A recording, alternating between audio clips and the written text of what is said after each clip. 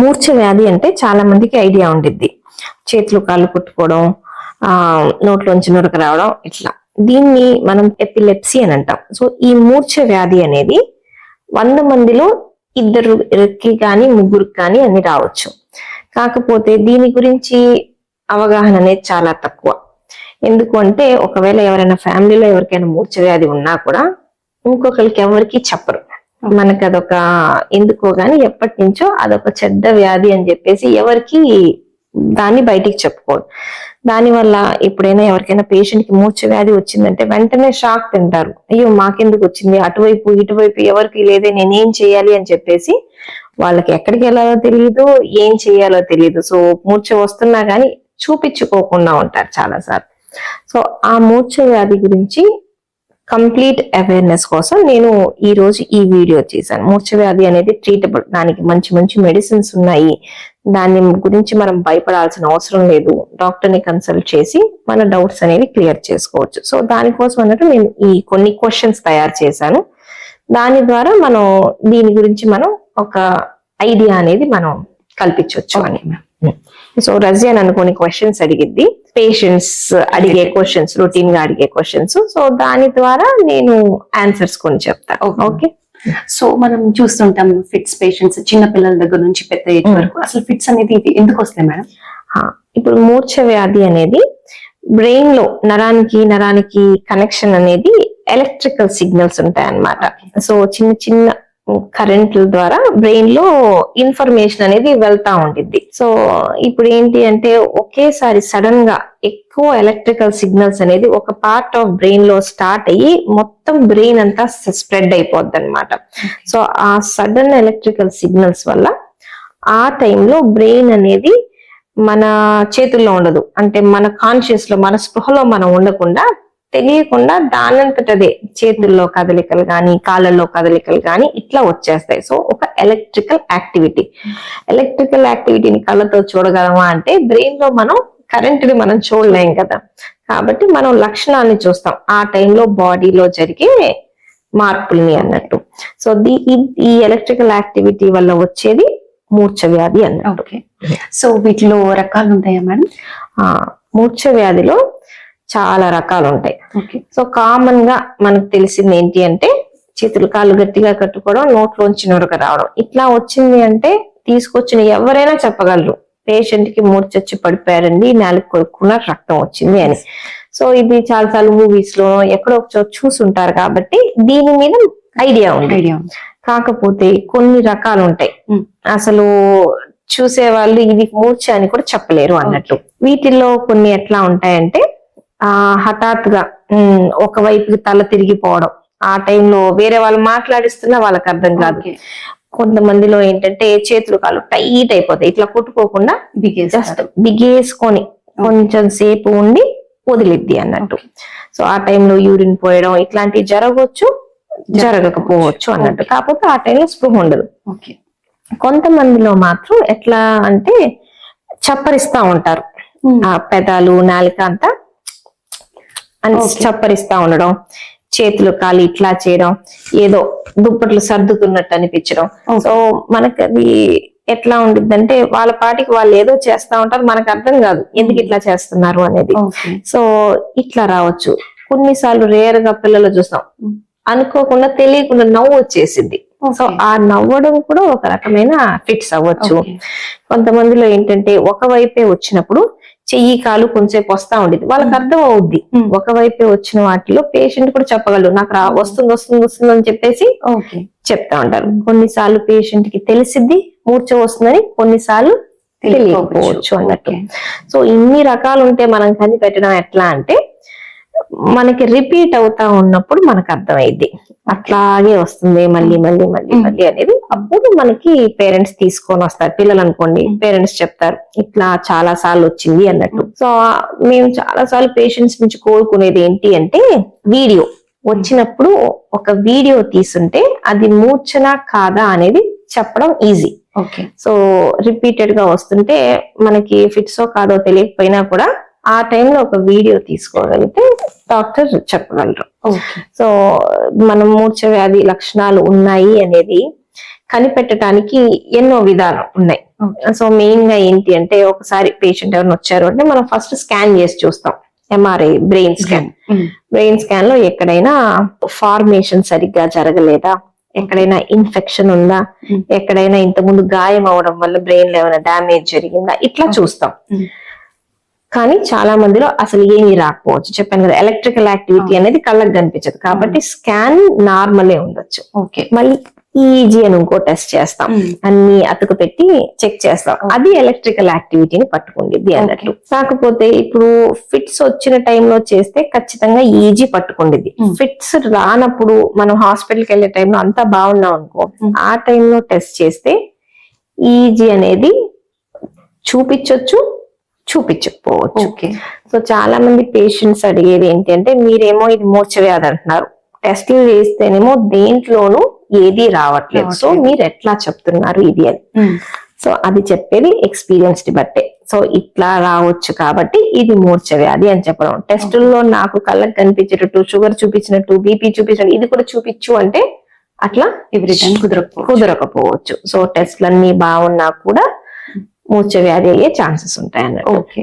So ఫ్యామిలీలో genetics లో ఎవరికైనా ఇళ్లలో ఆల్రెడీ మూర్ఛ వ్యాధి కనుక ఉంటే ఇలా నెక్స్ట్ జనరేషన్స్ కి రావచ్చు. ఇప్పుడు ఏంటంటే మామూలుగానే మూర్ఛ వ్యాధి అనేది రావచ్చు ఎటువంటి జీన్స్ లేకుండా. జీన్స్ ఉండడం వల్ల ఎక్కువ రావచ్చా అంటే 1-2% ఎక్స్ట్రా. అంటే ఖచ్చితంగా వచ్చిద్దా అంటే రాకపోయే ఛాన్సే ఎక్కువ పేరెంట్స్ నుంచి పిల్లలకి. కాకపోతే కొంచెం 1-2% కొంచెం ఎక్కువ ఉండొచ్చు. ఫ్యామిలీలో చాలా మందికి ఫిట్స్ ఉన్నాయనుకోండి, సో ఇంకొంచెం ఎక్కువ ఛాన్స్ అన్నట్టు. సో జీన్స్ ద్వారా కూడా ఎపిలెప్సీ రావచ్చు. సో ఫ్యామిలీలో మరి లేకుండా కూడా రావచ్చా అంటే, ఇప్పుడు ఆ బిడ్డ గర్భంలో ఉన్నప్పుడు కానీ వాళ్ళ జీన్స్ లో, ఆ బేబీ జీన్స్ లో మార్పులున్నా కూడా రావచ్చు. సో ఫ్యామిలీలో ఉండాలని అవసరం లేదు. ప్రతి పేషెంట్ అడిగేదే, అటువైపు లేదు ఇటువైపు లేదు, మా అబ్బాయికి ఎందుకు వచ్చాయని అడుగుతారు పేరెంట్స్. ఎటువైపు లేకపోయినా కూడా రావచ్చు. అన్ని టెస్టులు బాగున్నా కూడా రావచ్చు. సో ఓపీలో అన్నిటికన్నా కష్టం ఏంటంటే, పిల్లల్లో ఫిట్స్ వచ్చినప్పుడు మెయిన్ ఫాదరు మదరు ముందు కూర్చుంటారు ఇంట్రాగేట్ చేయడానికి ఎందుకు వచ్చాయి అని.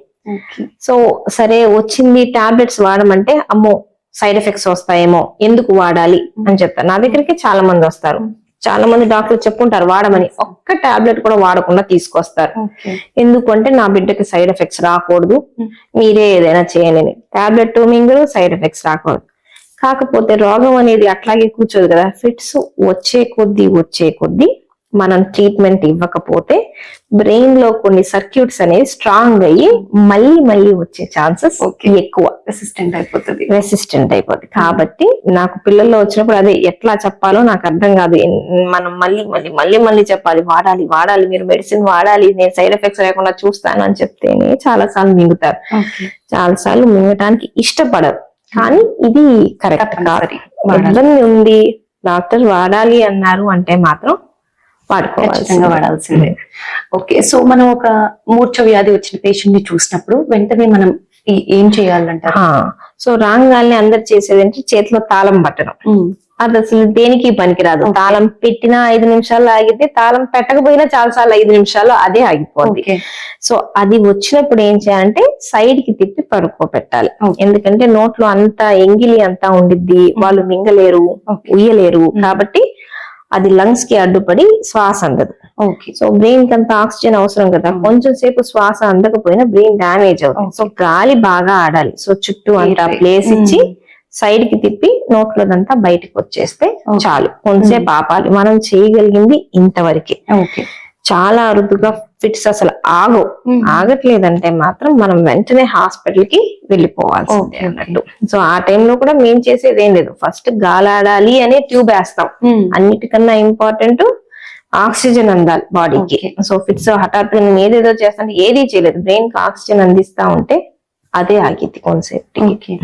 ఈ మూర్ఛ వ్యాధిలో ట్రీట్మెంట్ అనేది ఎలా ఉంటుంది? సో మూర్ఛ అనేది బ్రెయిన్ లో ఈ చేంజెస్ వల్ల వస్తుంది. సో ఎందువల్ల వస్తుంది అని కనుక్కోవడం ఫస్ట్.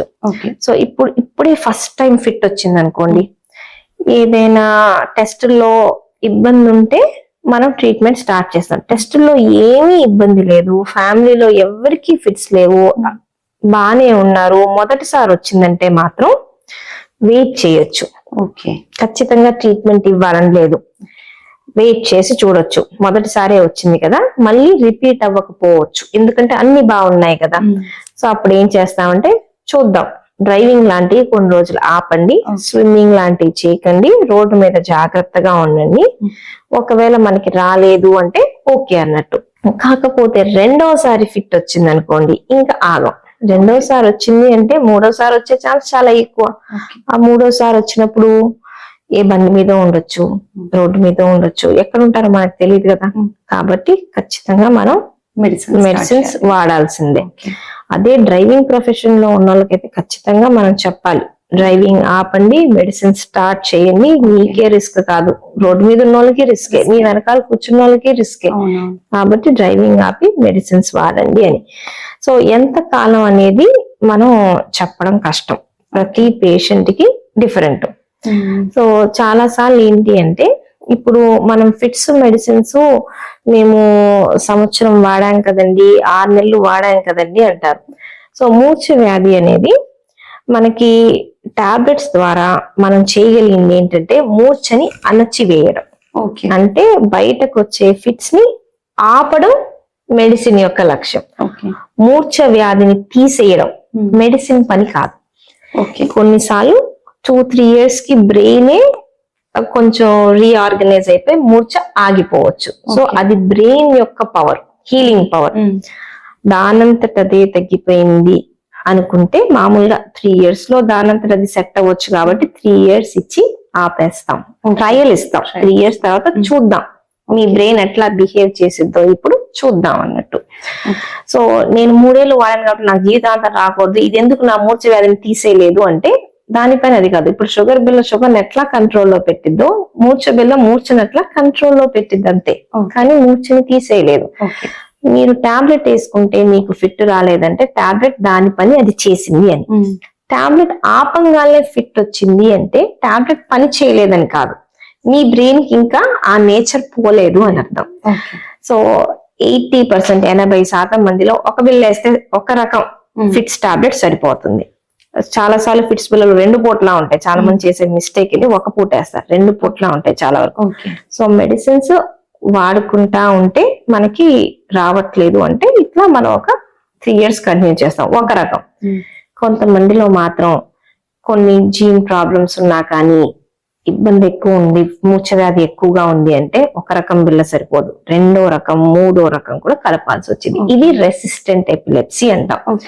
సో కొంతమంది అడుగుతారు, వేరే వాళ్ళు మూర్ఛ వ్యాధి బిల్ల వేసేసుకున్నాడు, వాళ్ళది తగ్గిపోయింది, నాదెందుకు ఎన్ని వేసినా కూడా తగ్గట్లేదు అని. ఇది ఆ రకం అటువంటిది అన్నట్టు. వీళ్ళకి వచ్చిన రకం రెసిస్టెంట్ ఎపిలెప్సీ. సో 2 రకాలు వేసినా 3 రకాలు వేసినా కూడా కంటిన్యూ అవుతా ఉండదు. చిన్నపిల్లలు అయితే హెల్మెట్లు వేస్తారు అనమాట, ఎందుకంటే ఎప్పుడు పడితే అక్కడ పడి తలకి దెబ్బలు తగ్గుతా ఉంటాయి అనమాట. సో అట్లాంటి వాళ్ళలో చాలా రకాల మెడిసిన్స్ వాడాల్సి రావచ్చు. మెడిసిన్స్ కి సైడ్ ఎఫెక్ట్స్ ఉంటాయా అంటే సైడ్ ఎఫెక్ట్ లేని మెడిసిన్ అంటూ లేదు, కాకపోతే తక్కువ సైడ్ ఎఫెక్ట్స్ ఉండే ఉంటాయి, ఎక్కువ సైడ్ ఎఫెక్ట్స్ ఉండేవి ఉంటాయి. ఇంకొకటి ప్రతి బాడీ డిఫరెంట్, కొంతమందికి ఒక టాబ్లెట్ బాగా పడవచ్చు, కొంతమందికి పడకపోవచ్చు. వాడితే గానీ మనకి సైడ్ ఎఫెక్ట్స్ అనేవి మనకి తెలియదు. కాకపోతే వార్న్ చేస్తాం పేషెంట్ కి, ఇది వస్తే ఆపండి, ఈ కొన్ని టాబ్లెట్స్ ఉంటాయి చర్మం మీద గుల్లలు వస్తే వెంటనే ఆపేసేయండి. సో ముందే వార్నింగ్ ఇస్తాం. సో మనం టాబ్లెట్స్ వాడుకునేటప్పుడు సైడ్ ఎఫెక్ట్స్ వస్తాయా అనే డౌట్ ఉంటే ఆపకూడదు, అడగాలి ఏం వస్తే నేను జాగ్రత్త పడాలి అని. సో ఎన్ని మెడిసిన్స్ వాడినా తగ్గట్లేదు అనే వాళ్ళలో మాత్రం సర్జికల్ ఆప్షన్ ఉంది ఎపిలెప్సీకి. కొంతమందిలో ఇప్పుడు ఒక పార్ట్ లో ఎలక్ట్రిసిటీ స్టార్ట్ అయ్యి బ్రెయిన్ అంతా స్ప్రెడ్ అయింది, ఆ ఒక్క పాయింట్ ఏది అని మనం కనుక్కుంటే ఆ పాయింట్ ని మనం డామేజ్ చేస్తాం అనమాట, అట్నుంచి రాకుండా అన్నట్టు. సో దానికి కొన్ని టెస్ట్లు చేస్తాం, వీడియో ఈజీ అని, అంటే ఫిట్స్ వచ్చేటప్పుడు ఈజీలు ఆ టైంలో స్కాన్ చేసి ఏ పార్ట్, ఎందుకంటే మామూలుగా ఉన్నప్పుడు అన్ని నార్మల్ వస్తున్నాయి కదా. సో ఇబ్బంది ఉన్నప్పుడు ఏ పార్ట్ నుంచి వస్తుందో మనం కనుక్కొని ఆ పార్ట్ ని మనం సర్జరీ చేయొచ్చు అన్నట్టు. సో ఎక్కువ మెడిసిన్స్ అవసరం పడుతున్నాయి, కంట్రోల్ అవ్వట్లేదు అంటే మనం బాధపడకుండా నెక్స్ట్ ఈ వర్కప్ అన్నట్టు మనం వెళ్ళిపోవాలి.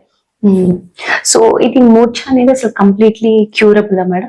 అదే చెప్పాను కదా, టాబ్లెట్స్ అనేది మూర్ఛని అణచివేయటానికి. Okay. కొంతమందిలో ఒక 60% మందిలో మనం టాబ్లెట్స్ వాడాము, తర్వాత మళ్ళీ రాలేదు, లైఫ్ లాంగ్ బాగున్నాము అనే వాళ్ళు ఉంటారు. ఓకే. మిగతా వాళ్ళకి మాత్రం లైఫ్ లాంగ్ ట్రీట్మెంట్ అవసరం పడవచ్చు, కొంతమందికి సర్జరీ అవసరం పడవచ్చు. సో ప్రతి పేషెంట్ డిఫరెంట్, ఇంకొకరితో పోల్చుకోకూడదు. ఓకే. సో మనకి వచ్చిన దాని ప్రకారం మనం ట్రీట్మెంట్ వాడుకుంటాం.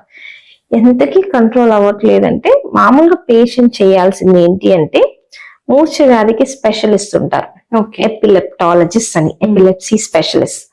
వాళ్ళు న్యూరాలజిస్ట్ కన్నా ఈ మూర్ఛ వ్యాధిని ఇంకొంచెం బెటర్ గా ట్రీట్ చేయగలరు. Okay. సో మనకు ఒకవేళ ఎంతకీ అవ్వట్లేదు అంటే మనం మన డాక్టర్ని అడగొచ్చు, నేను ఎపిలెప్టాలజిస్ట్ దగ్గరికి వెళ్ళొచ్చా అని. ఒకసారి ఎపిలెప్టాలజిస్ట్ ఒపీనియన్ అనేది మనం తీసుకోవచ్చు అన్నట్టు.